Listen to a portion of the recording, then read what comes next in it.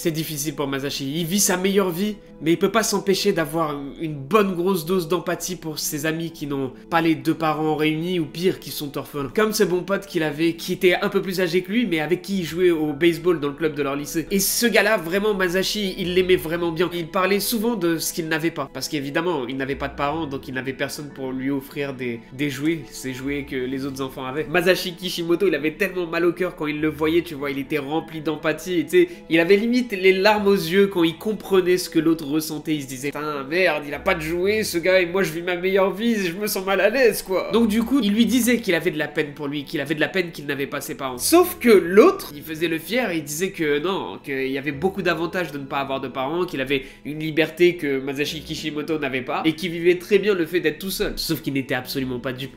Si son pote il disait ça, c'était juste pour masqué pour ne pas montrer sa détresse quelque part, et c'était encore plus triste. Et on avait donc à cette époque-là un Masashi qui était rempli d'empathie pour tous ses camarades qui n'avaient pas de parents, qui avaient des parents divorcés, et qui faisait son possible pour donner les bons mots, pour leur redonner de la force. Et pour pouvoir donner les bons mots, et bah il fallait les comprendre, il fallait creuser dans leur psychologie, creuser dans leur mal-être. C'est donc tout naturellement que lorsqu'il a dû se lancer avec Naruto, qui était la plus grande histoire qu'il allait créer, et il en avait conscience, il savait qu'il allait jouer sur la plus grande sensibilité humaine qu'il avait, sur celle qu'il maîtrisait le mieux. Raconter comment la perte de parents pouvait impacter l'enfant. Et pour raconter cette thématique, il a choisi les ninjas. Bah, tout simplement parce que dans le monde des ninjas, bah, tu vas souvent avoir des morts, tu vas souvent avoir des clans qui vont être décimés, et tu vas donc avoir en conséquence souvent des orphelins qui vont apparaître. Bref, s'il fallait qu'il se cale un peu sur ce monde de ninjas qu'il ne maîtrisait pas totalement encore, ce qui était sûr, c'est qu'il maîtrisait à la perfection ce sentiment d'être abandonné, ce sentiment d'être orphelin, parce que quand bien même il ne l'avait pas vécu lui-même, toute son enfance,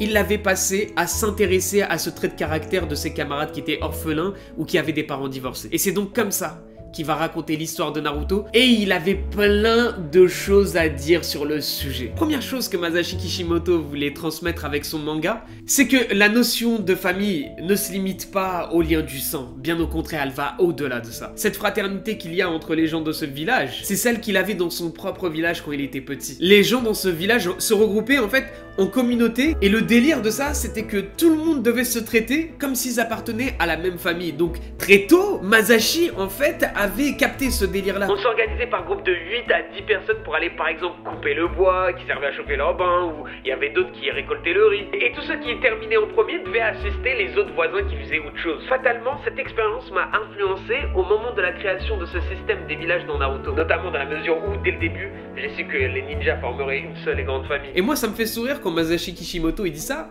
parce que t'as plein de bugs sur internet qui s'offusquent que Naruto ait poursuivi Sasuke partout dans le monde. Naruto fait preuve de la même empathie vis-à-vis de Sasuke. Et donc ce sentiment qui peut peut-être te paraître incroyable si t'es très individualiste, bah en fait c'est quelque chose de très réel et de très concret, vu que l'auteur lui-même a été comme ça dans sa vie. Et donc dans cette histoire de Naruto, on a donc forcément Naruto d'une part, mais on a aussi Sasuke d'autre part. Et ce qui est intéressant, c'est que l'histoire que Masashi Kishimoto a voulu raconter à travers ces deux personnages, c'est la différence de réaction qu'il va y avoir entre les deux. À tort, les gens ont souvent dit que c'était de faux rivaux, tout simplement parce que contrairement à tous les autres mangas, bah qu'ils n'avaient pas réellement d'objectif commun. Mais ce qu'ils n'ont pas compris, c'est que la dualité de ces personnages ne se situe absolument pas sur le concept de rivalité. Masashi Kishimoto n'a jamais voulu créer de réelle rivalité entre Naruto et Sasuke. Ce qu'il a voulu raconter à travers ces deux personnages, c'est la manière différente qu'ils ont eu d'affronter le fait qu'ils n'avaient plus de parents. Sasuke, lui, il s'est laissé envahir par la haine et par ce sentiment de vengeance, pendant que Naruto, lui,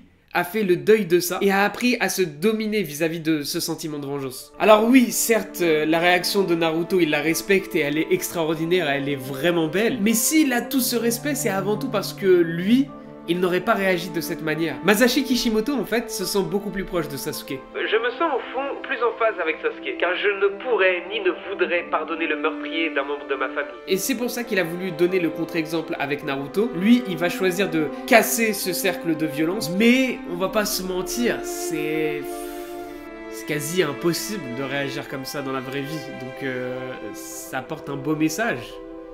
Mais est-ce que c'est un message lucide? Pour être tout à fait honnête, surmonter ces traumatismes comme le fait Naruto me semble idéaliste, voire un peu naïf. Mais je crois que ce genre d'utopie doit exister et être défendu dans le shonen. Le genre se doit avant tout d'être porteur d'espoir. 今までありがとな。 Alors avant de se quitter, je t'invite à aller checker une vidéo sur Naruto de fou furieux. Ça se passe sur la chaîne de Paul vous raconte et pour le coup, si tu veux des informations sur Naruto, c'est la vidéo que tu dois mater. Mais juste avant de faire ça, n'oublie pas de t'abonner à ma chaîne YouTube. On se revoit très vite la semaine prochaine et je te souhaite de kiffer ta life comme d'habitude et je te dis à plus. Tchuss ma poule.